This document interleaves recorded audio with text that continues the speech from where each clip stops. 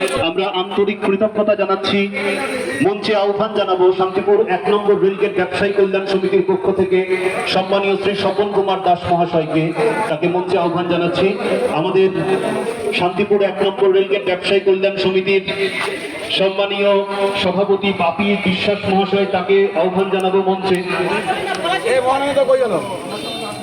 আমরা মঞ্চে আহ্বান জানাচ্ছি। শান্তিপুর 1 নম্বর রেলগেট ব্যবসায়ী কল্যাণ সমিতির আয়োজনে মহতী রক্তদান শিবির। উদ্যোগ গ্রহণ করা ব্যবসায়ী এবং সংগ্রহ করা চিকিৎসক ও মহৎ দাতাদের শুভেচ্ছা জানাতে উপস্থিত বিধায়ক, কাউন্সিলর।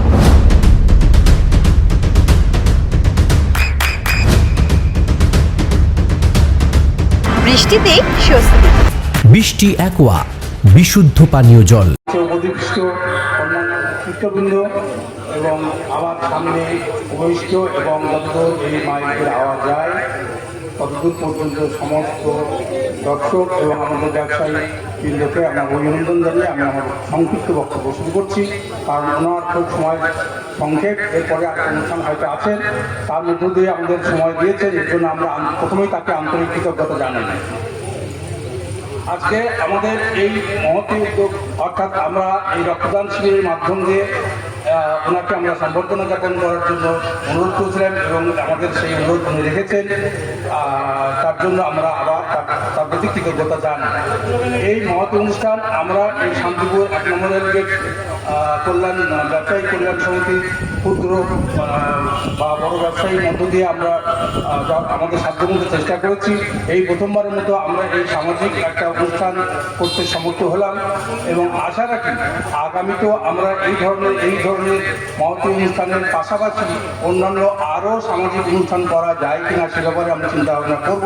কিন্তু তার আগে দুটো কথা আমার বলা দরকার। সেটা হচ্ছে, আপনারা সবাই জানেন আমরা যারা এখানে ব্যবসায়ীবৃন্দ তারা অধিক সবাই আমরা এই রেলগেট আমাদের ভারতীয় রেলের জায়গায় অধিক অবস্থান করে আমরা আমাদের জীবিকা নির্বাহ করছি। এইখানে যে বাঁশ কাঠ বা টিন এবং পলিথিনের যে ছাউনি বা দোকানগুলো আছে সেগুলো শুধুমাত্র দোকান না ভেবে এইগুলোকে ভাবা উচিত এক একটা পরিবারের জীবিকার এক একটা লাইফ লাইন। অতএব শান্তিপুরে আমাদের অমৃত ভারত স্টেশন ঘোষণা হওয়ার পর এর অবকাঠামোগত কিছু উন্নয়নও হবে, এটাও সবাইকেই মেনে নিতে হবে। কিন্তু এর পাশাপাশি আমরা যেহেতু দীর্ঘদিন থেকে এখানে আছি এবং অনেকের অধিকাংশই এখানে ক্ষুদ্র ব্যবসায়ী, যাদের শুধুমাত্র এইখান থেকে কোনো রকমের দিনাতিপাত হয় তাদের দিকে তাদের দিকে বিবেচনা করে আমরা বিভিন্ন সময় আমাদের এমপি আজকে উনি উপস্থিত থাকতে পারেন, তার সাথে যোগাযোগ করেছি এবং তিনি আমাদের আশ্বস্ত করেছেন তিনি আমাদের জন্য বিবেচনা করবেন। আজকের এই পরিবর্তিত রাজনৈতিক পরিস্থিতিতে আমরা যেমন রাজ্যগতভাবে যেমন ডবল ইঞ্জিনের সরকার পেয়েছি, সেইভাবে আমাদের শান্তিপুরের অবস্থান থেকে আমরা বলতে পারি শান্তিপুরও আমরা কিন্তু ডবল ইঞ্জিন একটা অভিভাবক পেয়েছি। অতএব এই ডবল ইঞ্জিনের অভিভাবকত্বে আমাদের আগামী এই সমস্যার সমাধান যাতে করা যায় তার জন্য আমি আমাদের এমএলএ মহাশয়কে সনির্বন্ধ অনুরোধ করছি, উনি যাতে সব দিক বিবেচনা করে যোগাযোগ করে আমাদের এই দীর্ঘদিনের যে একটা দাবি, আমরা কখনোই কোনো দিনই সহিংসতার পথে যাইনি। আমাদের এমপি সাহেবের নির্দেশ মতো আমরা সবসময় শান্ত থেকেছি এবং ওনাদের নির্দেশ মতোই আমরা আচরণ করছি এবং আগামীতেও সেটা যাওয়ার আমরা যাবো না, সে প্রতিশ্রুতিবদ্ধ। এবং পাশাপাশি উন্নয়নকে আমাদের সবাইকে মেনে নিতে হবে এবং অবকাঠামোগত যে পরিবর্তন হবে সেটাও আমাদের মেনে নিতে হবে। কিন্তু আজকে আমাদের কেন্দ্রীয় সরকারের যে আমাদের নীতি সবকা সাথ, সবকা বিকাশ, সবকা বিশ্বাস, এই সূত্র ধরেই যদি আমরা বিচার করি, সবকা সাথ তার মানে আমরাও তাদের সাথে আছি, সবার বিকাশ তার মানে আমাদেরও বিকাশের চিন্তাভাবনা সরকারের থাকবে এবং বিশ্বাস আমাদের সরকারের প্রতি অবশ্যই আছে। সেই বিশ্বাসে আমরা আস্থাশীল রেখে আমরা আবার অনুরোধ করছি যাতে সবার সাথে সাথে আমাদেরও বিকাশ, আমাদেরও পুনর্বাসনটা যাতে হয়। কোনো উন্নয়নই সম্পূর্ণ হয় না যদি কিনা সেই উন্নয়নের সাথে অস্ত্র জল মিশ্রিত থাকে। আমিও আশা করবো আগামীতে আমাদের শান্তিপুরের উন্নয়নের পাশাপাশি এই উন্নয়নের সাথে আমাদের কারো চোখের জল যেন মিশ্রিত না থাকে এবং আমাদের এই যে এত পরিবার, ছোট ছোট মানুষ শুধুমাত্র এই সামান্য এই জীবিকা একটা বাহন হিসেবে তারা জীবিকা নির্বাহ করে আসছে, তাদের সেই ছোট বাচ্চা থেকে শুরু করে বৃদ্ধ বাবা মার সমস্ত জীবিকা নির্বাহের ভাগ কিন্তু একমাত্র উপায়। অনেকে এমন একটা বয়সে উপনীত হয়েছেন, সেই সময় তারা কিন্তু বিকল্প কোনো ব্যবস্থাও তারা গ্রহণ করার মতো অবস্থায় নেই।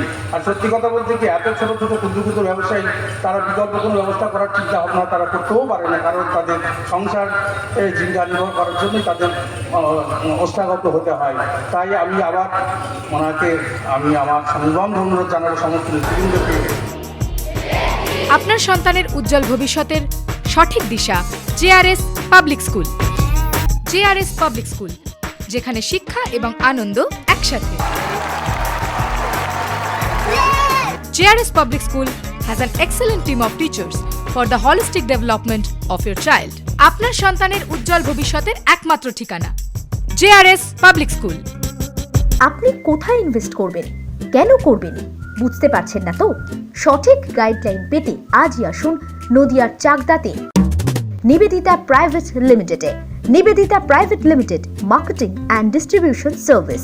ব্যালকনি বা সিঁড়ির রেলিং, মডিউলার কিচেন বা ড্রয়িং রুম, এক কথায় আপনার স্বপ্নের বাড়িকে করে তুলুন আরো সুন্দর। Chakdah ply centre, gorgeous look বা কোয়ালিটি সবেতেই number 1। Chakdah ply centre, Chakdah ply centre, KBM, Chakdah, Nadia. হোমওয়ার্কটা করেছো? হ্যাঁ স্যার। এ বাবা, ভুল করেছো কেন? চোখে কেমন ঝাপসা দেখছি, লিখতে আর পড়তে খুব সমস্যা হচ্ছে। চাকদার মডার্ন অপটিক্স থেকে ভালো চোখের ডাক্তার দেখিয়ে নাও। প্রতিদিন প্রকৃত চোখের ডাক্তার ও দৃষ্টি বিশেষজ্ঞ মডার্ন অপটিক্স চাকদহে। চাকদা অ্যালুমিনিয়াম সেন্টার, প্লাই, কাঁচ, laminates, kitchen fittings, door lock, window ও অ্যালুমিনিয়ামের খুচরো ও পাইকারি বিক্রেতা। চাকদা অ্যালুমিনিয়াম সেন্টার, পূর্ব লালপুর 50 নম্বর রেলগেটের পাশে, চাকদা, নদিয়া। নদিয়া জেলার সবথেকে বড় বিল্ডার্স চাকদার মা মনসা বিল্ডার্স, রড ও সিমেন্টের পাইকারি ও খুচরো বিক্রেতা। মা মনসা বিল্ডার্স, পদ্মবিলা, চাকদা, নদিয়া। রুম রে মাত্র 1500 টাকা থেকে স্টার, খাওয়া দাওয়া রিজনেবল প্রাইস। নদিয়ার একমাত্র 3 স্টার ক্যাটাগরি হোটেল এনবি সোনার বাংলা হোটেল, কল্যাণী এইমসের ঠিক উল্টো দিকে, কল্যাণী, নদিয়া। নদিয়ার একমাত্র অথরাইজড ডিস্ট্রিবিউটর ঘোষ কমিউনিকেশন, থানার মোড়, চাকদা।